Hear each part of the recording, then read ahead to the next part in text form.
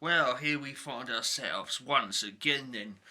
You've obviously decided to tune in for another BoomBox video on Wayne's Electrical. Okay, it's 1920 by 1080p of course with stereo sound on the audio, on the camera. And what I'll bring to you today in this one is a Sharp QT90. Okay, it's a double cassette one this. And this is one of these boomboxes which I would describe as being off ratio. Okay, now for a boombox to be what I call on ratio, the height of it is half of the width. Okay, so if you've got a boombox which is 30 inches wide, and yes, and trust me, you can get boomboxes that are 30-inch wide, then half of that would be 15-inch wide, and that would be what I describe as an on ratio boombox. Okay, you can get those that are slightly off, and then you get those that are way off. Okay, I'm not sure what category that one would go into, but as you can see, it's not very tall, but it's quite wide.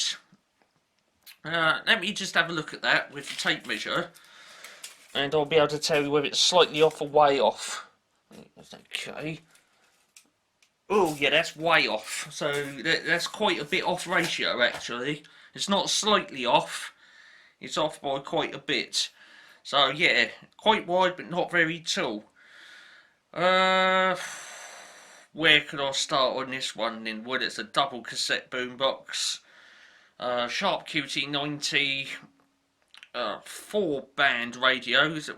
I don't know about this one. Could we call it this one a 4-band, or the fact that two of the bands on it are shortwave 1 and shortwave 2? Okay, you can't technically pick up long wave with it.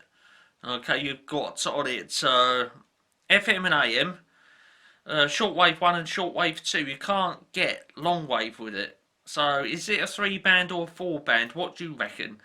Okay, some people say, oh, well, you know, because it's got two lots of shortwave, that's basically technically one band, and then you've got FM and AM, so it's 3.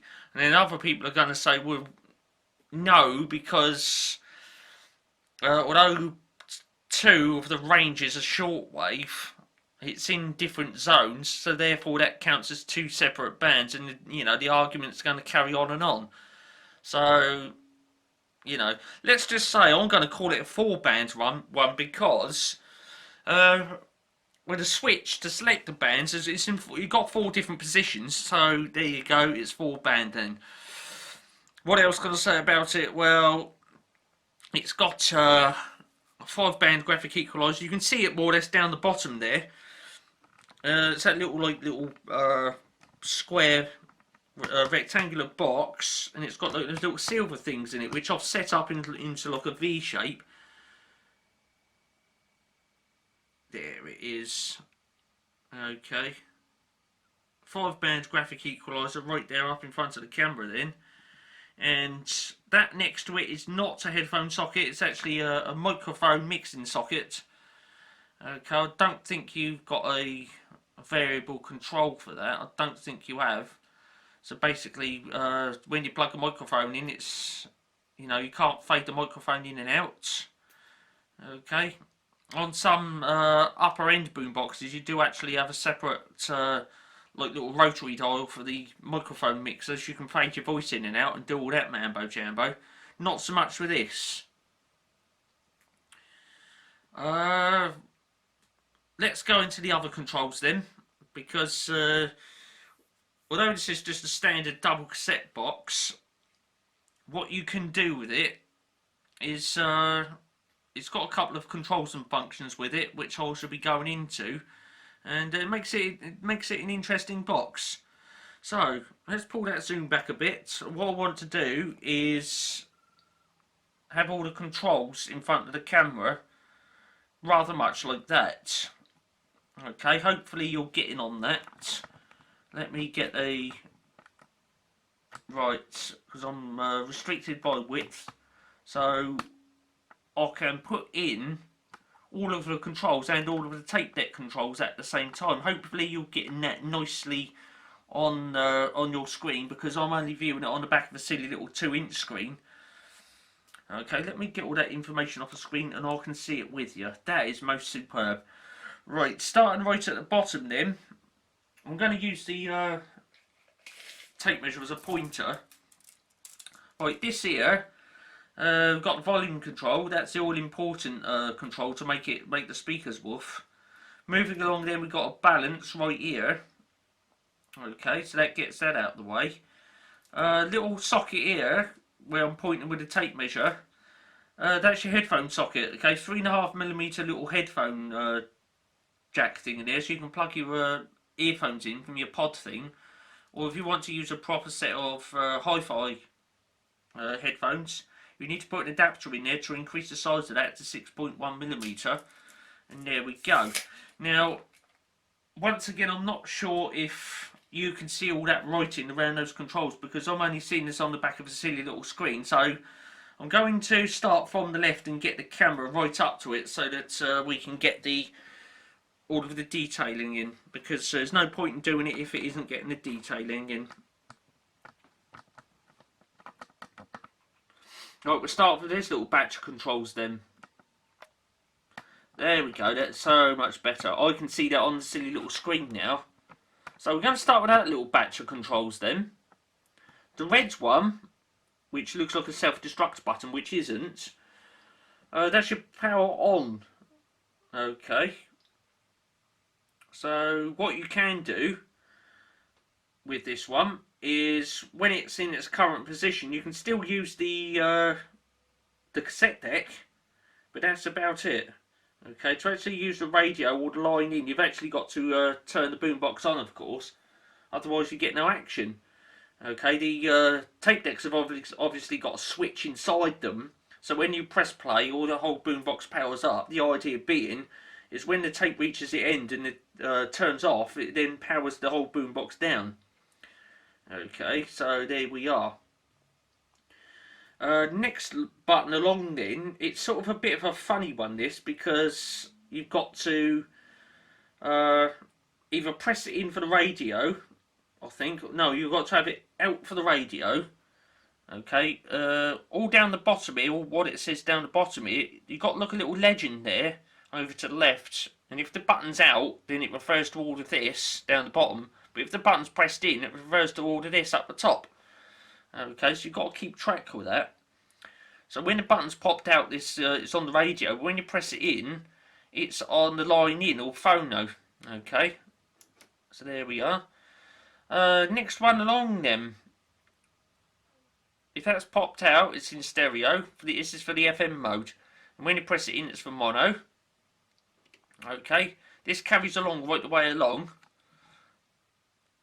And for tape 1 then, when the button's popped out, it's on normal cassette, and when you press it in, that is for chrome cassette, or for that matter, the metal cassette. Okay, so there you go. With tape 1, chrome and metal are in together. Let's pop that out. Moving along then. With this one, it's a bit of a two-in-one, this button here, because when that's popped out, it's on normal, and also that one's off. Okay, but when you press that in, it'll be chrome. Okay, and when it's chrome, you follow this line all the way down, and if this button's popped out, it's off. But if you press that in, it obviously seems to think it bypasses the chrome function and goes over to metal instead. Okay. So it's a little bit complicated to keep up with that. It's a bit sort of like that. Interestingly, we've got a dubbing speed on this one. I've got other Sharp boomboxes where, you know, they're double cassette, but it hasn't got a dubbing speed. I seem to think, well, I wouldn't say dubbing speed is a novelty, funny little novelty, but it can be useful, but you generally don't find dubbing speeds on higher end equipment because due to the fact that when you copy a cassette over at double speed, you lose a bit of the quality. Okay, the sound quality does go down. I've done it a couple of times, and sometimes certain sounds on the higher frequencies, they sound a bit squawky, and so on and so forth. Next button along then, I haven't really used the cassette deck on this that much, so I don't, I can't really sort of get a grip of what this next button is, but it says APPS, set all clear. Now that button, you can't press it in, okay, it just pops in and out, and it says set all clear. Now, don't confuse APPS with APSS. Now that APSS, I know what that is, and what that's for is when you're playing a tape, if you want the next track, you press the fast forward button in and it will find the next track, and as soon as it finds the beginning of the next track, the fast forward button pops out, and then the tape deck carries on playing as usual. Okay, but that APPS, I'm not quite sure what that is. Yeah, I don't know. I might be wrong on this, but it might be a tape counter memory. Okay, because if I bring the camera all the way over here, there's a tape counter there.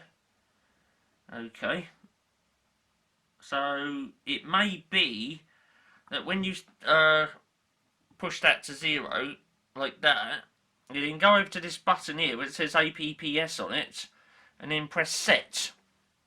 Okay, and then the idea is when you're playing the tape and you want it to rewind back to that specific point, you then press rewind, and when that tape counter gets to 0, it then automatically stops rewinding or fast forwarding. Okay, and then if you don't want that function anymore, you just press clear. But the interesting thing is you don't know whether that's you've set it or cleared it. There's no sort of like little light next to that says it's on or off or nothing like that. So you've really got no idea with that. But I think that's what that is. Okay, I've not used this tape deck enough on this boombox to try and figure out what that is. Okay, if you've got a Sharp QT90 instruction manual, then by all means dive in there, get on the comments box and let me know what that APPS button does. Okay, now then the other thing I was saying about is APSS. If we go over to tape deck 1, you can see it says it on there. Okay, now this tape deck is, well, both of them, they are motor assisted, so when you press the play button in, it's not a mechanical one where when you press it in you've got to really force it in and give it some pressure and the tape heads go up. No, what happens with this one is you press that, it presses a switch, and then the motor inside moves the tape heads up into the cassettes. Now, while that's playing like that, if you want the next track, like I've already said, you then press fast forward like that, right? Something like that. I've got a feeling I've done all. What's the thing I'm looking for? I don't think that's staying in because the power isn't on. But the idea is you press that in and it goes to the next track. And then when it finds it, that button pops out and it just carries on playing. Or you can do it the other way round. When you finish listening to the track, if you wanted to listen to it again, you press rewind and then it goes back to the beginning of the song. When it finds it, that pops out and then it carries on playing again. And then we've also got a stop and eject there, of course, and a pause button. Next button along, that interesting purple one, we should come to that in a moment or two. There's our other controls then for tape deck 2. Pretty obvious, we got a record one there. Okay, it's over to the left. This little wee square one. Record, play, rewind, fast forward, stop and eject and pause. Now on this one, we don't have the APSS function. All we've got is what's called cue and review.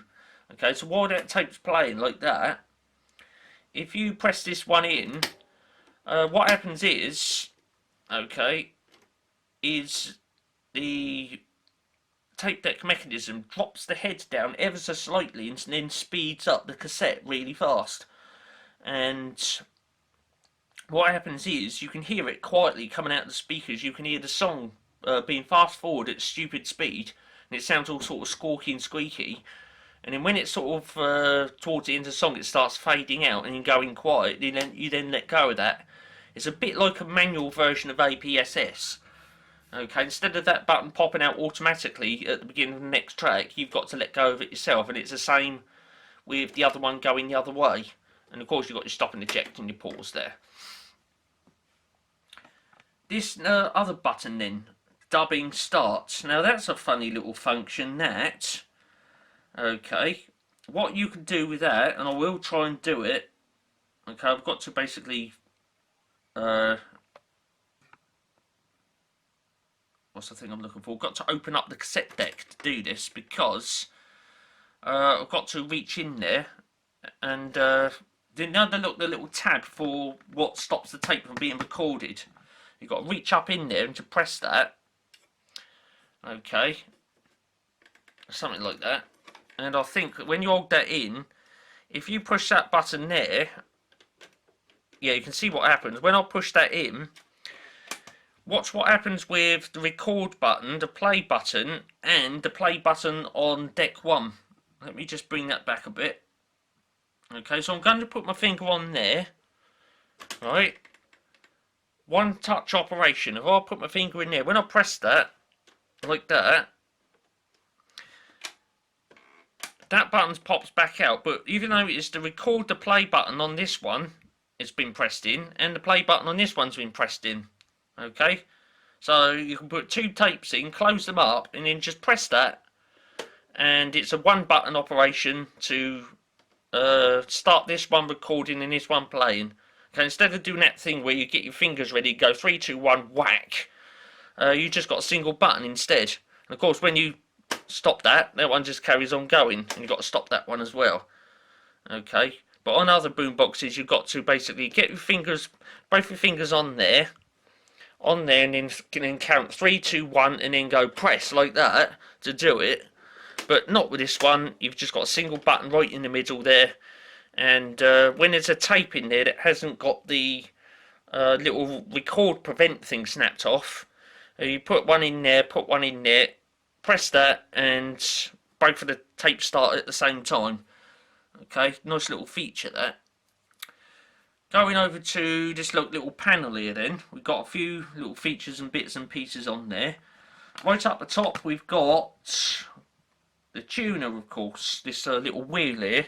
And like a lot of my other boomboxes, you tune this in with a piece of string. Okay, you turn that and there's a little pulley on that. And it moves this little scale up and down in here.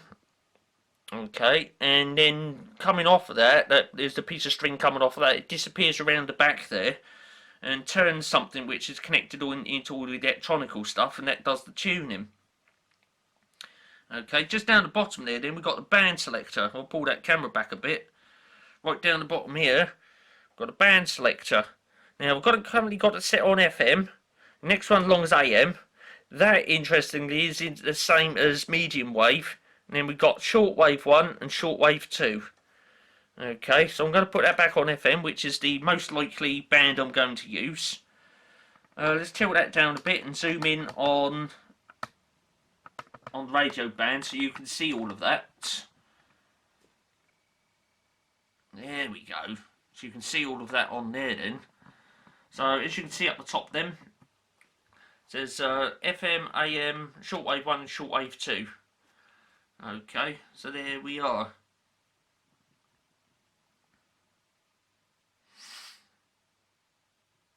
Now, interestingly, earlier on I said about that APPS button. Okay, down there. Alright, you remember this? I said about set or clear, it didn't have a little light next to it, so whether you knew it was on or off or whatnot. If we go back to this little control panel, okay, what do you notice right about there? APPS. So there'd be a little light in there which would light up and go out when you set it or clear it. So whatever that does, there's a little light in there. Okay. End pause. I don't know what that's about. Okay, I don't know whether when you finish recording or something happens, the little light comes on and the tape deck automatically pauses or something like that. I'm not quite sure what that is. Again, if you've got a QT90 instruction manual, go through that, find out what that does for me and jump in on the comments box. Up the top, I don't really see the point, but we've got a light for power. And then above that, we've got it's an LED based VU meter. Okay, obviously speaking, when the music's playing, that'll jump up and down, and it's supposed to stop at 0. Okay, if it goes any more than that, it's a bit too much, and it might end up being distorted. Another thing you have not got on this is a recording level. Okay, so when you're, like say, for recording from line in, you can't set the level that the audio is recorded at on the cassette. Okay, so, you know, again, I think that really is another function that you would get on the higher end boombox, not this little puppy. So there we are. How far are we in then? Well, we're 20 minutes in, because I mean there's a lot to explain on this with that special buttons and that funny little purple one in the middle and all that. What I'm going to do now, I'm going to just spin the boombox around. We'll have a look around the back and do all the specifications and things. Okay, just hold on there with me a moment.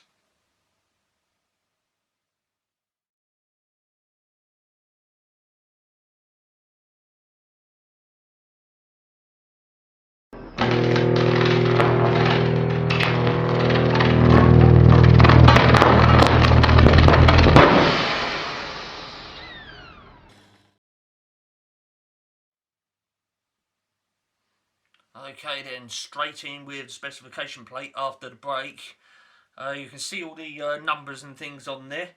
The full model number then for this is a QT-90ZG. Okay, I'm not sure if you can get a QT90 where it has 4 bands on it, and one of the bands is obviously long wave, but this one's got shortwave 1 and shortwave 2 on it. Okay, obviously speaking, it's got various different voltages on this one. Okay, it does have voltage selector on it. You can have 110 to 127 or 220 to 240. It can run on 50 or 60 Hertz and 35 watts power consumption off the wall socket. Alternatively, it can run on 12 volts DC by means of 8 batteries. I'm not sure if that's a C size or a D size, because the battery compartment's only quite small on it. Okay, if it is D size, then I seem to think it's you're going to get a bit of a challenge to get the batteries in there. Another way of powering it is you've got a DC jack input on this one, which is kind of handy. Okay. So yes, if you want to carry on looking at that, then press the pause button now, because we're going to zoom out and carry on. Right then, just coming in to the left, we've got that DC power input jack. Let's zoom in on that, because then I'll be able to tell you what is what. I think that's negative centre. Well, don't think these things, you've got to know whether it is or not. Okay, according to my silly little 2-inch screen on the back of the camera, that is a negative centre. Okay, that square hole next to it, that's your power jack input.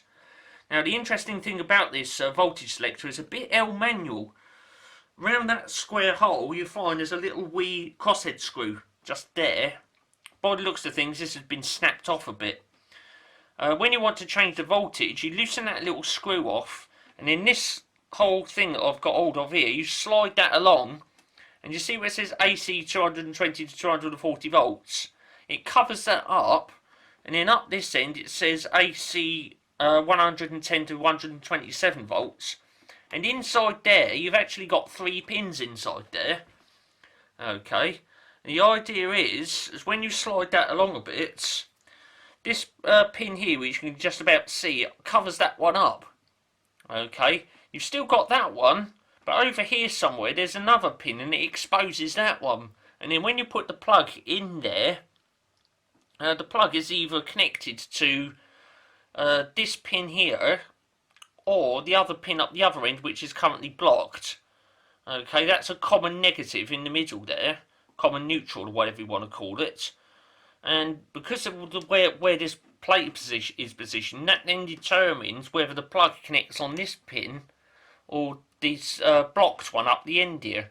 Okay, currently this one is blocked, so when you put the plug in there, it connects to these two, which is the 220 to 240 volt selection. Okay, it's a bit L manual. Instead of having one of those little things on the back where you pop a screwdriver in it and rotate it to select the voltage, you've actually got a little plate over there, a socket with 3 pins in it, of which only 2 of them are accessible at any one time, and there we are.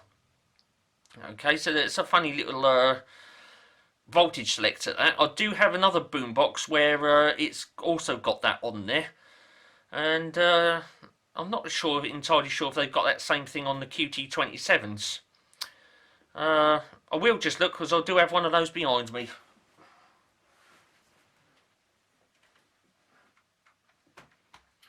Yes, they do.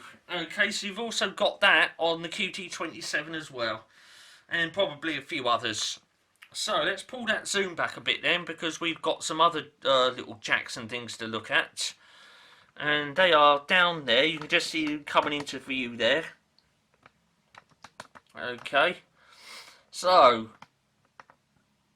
we have what appears to be initially 2 sets of RCA phono jacks, and yes, you're right, there is. But here's the thing: the left-hand pair are line out. Okay, so you can actually, say for example, play a tape, have the sound audio coming out of there at line level, and then put it into a hi-fi amplifier and boost it up that way, and have it coming out on your home hi-fi system if you really wanted to. The other ones are line input, but you've got an option here.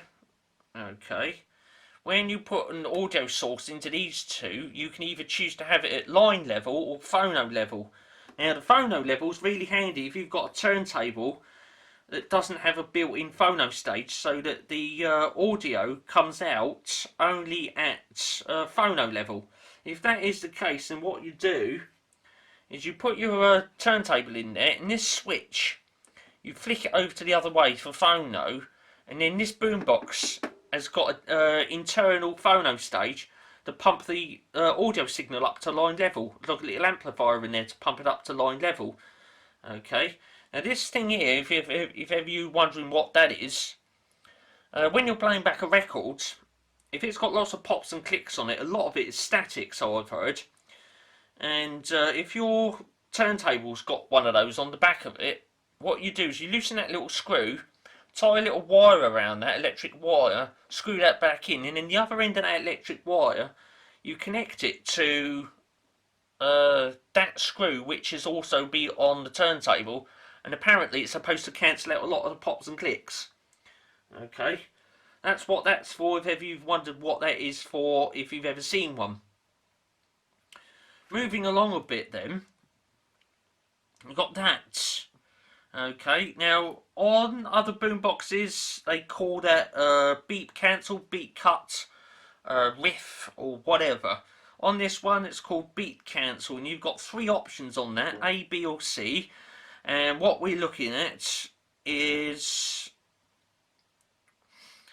let's go again. Well, we've got beat cancel, then you've got 3 options on that. What we're looking at then, we've got A, B or C on that. Now the idea is when you tune into a particular radio station, I can't remember if it's AM or FM now, but some people have described it. It's like a bit of audio interference, okay? So it sounds like a bit of a beating sound. And the idea is, you turn that switch to one of the options, and it's supposed to either reduce or cancel out that beating sound. Okay, that's what that does. Now, if you're interested in what that little jack is, it says external speakers in it, 2 to 8 ohms. It is a mono 3.5mm jack, right there. Okay, now if I bring this all the way along here, there's another one, and that one says right. Okay, now if you haven't figured it out yet, this little boomer that I've got, Sharp QT27, it is a 3-piece unit. Okay, if you look on the back of the speakers, there's the little mono jack. Okay, that there goes in there, and then there's one there for that plug there. Okay, so there you go. I'll just keep the wires up there because it keeps them out of harm's way. And if ever I need to detach the speakers, I can just pop them straight off. Okay. Right, now, normally speaking, I allocate 30 minutes for a BoomBox video. We've just gone into 30 minutes. But I just can't cut this off. We've now got to do the measurements so you know how wide, how tall it is, and the fact that this is a off-ratio BoomBox by quite a bit. Okay, so when I do the width measurement, if you take that width measurement and half it, you'll find that you know, the overall height is actually less than half of that width ratio, width measurement. There it is then. Now we've got no controls around the sides, so around either side, so we're going to go for overall width. Okay. Oh, wrong way with the zoom. Bit more. Oh dear, we can't have a bit more. I'm zoomed right out. Right, okay, I'm going to have to move the subject back a bit then. Measurement time.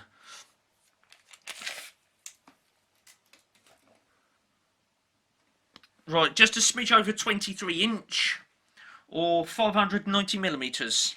Okay, for the width.